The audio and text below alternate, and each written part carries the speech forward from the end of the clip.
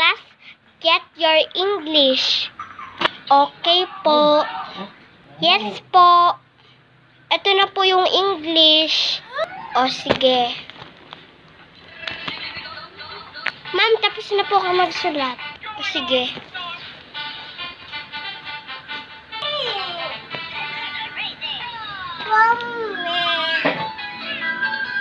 O, ito na yung notebook mo. Thank you po. Brown out. Ma'am, wala po akong makita. Wait lang, nadadapa na ako.